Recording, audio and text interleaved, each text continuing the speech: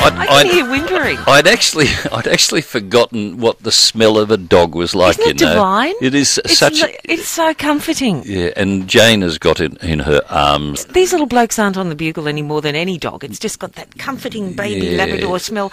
I am holding one of the guide dog puppies. Is that Giles, Jarrett or Gianni? We'll find out. Yeah. Karen Hayes is the CEO of Guide Dogs Victoria. Hello, Karen. Hi, Jane. How are you? Nice to be here. Thank you for bringing your mate. Oh, look. Thank you for He's very cuddly there. His name's Giles. Right. And Giles and all of the puppies are 10 weeks old, and they're about to go out to their puppy raisers and start the training to become beautiful guide dogs. Oh. Quiet, you're on radio. All right. Now, Karen, now you're here today basically you're trying to recruit puppy raisers. We are. At the moment, we have a desperate need for about 20 puppy raisers, sort of fairly much over the next couple of weeks, but over the next few months, we're probably going to need around 50 puppy raisers. Wow. So our puppy raisers are volunteers. We really couldn't do the work at Guide Dogs Victoria that we do without our puppy raisers.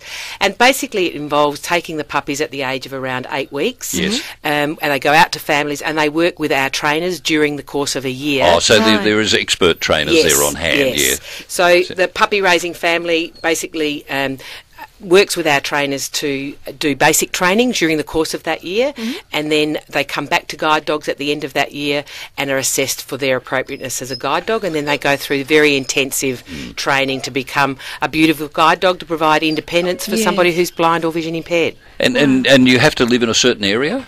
Anybody in the Melbourne metropolitan area or Ballarat or Geelong. Right. So anybody in those areas, our trainers can work in all of those areas. So so anybody out there that would like to really do something for supporting the community and supporting people who are less fortunate by, in terms of being blind or vision impaired, if they could help us out as being puppy raisers, that would be fantastic. So this little bundle of gorgeousness in my arms, little Giles here, who's 10 weeks old, is he available to go and train up with a puppy raiser now, or when does he go? He's actually going out to his puppy raiser this afternoon. Right. So he starts his journey this afternoon.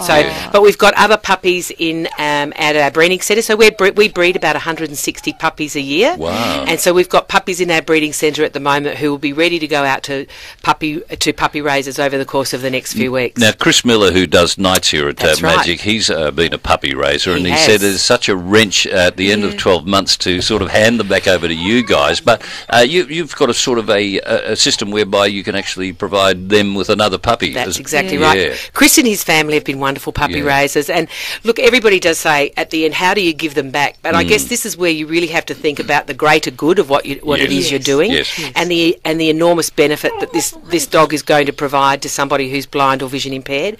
But then once we've got puppy raisers who have raised 14 or 15 puppies over the course of the years. So it's extremely rewarding. Do you keep them? How long is the term that you keep your little puppy for? Is it a year? Keep it for a year, and then it comes back. So they're 8 weeks when they go out to the puppy raisers, and then they stay out with the family for a year, and then come back to us. So puppy raisers, they have to dedicate time, of course, and quiet.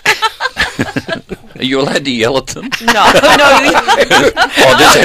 that distress Positive reinforcement, John. Positive reinforcement, all right.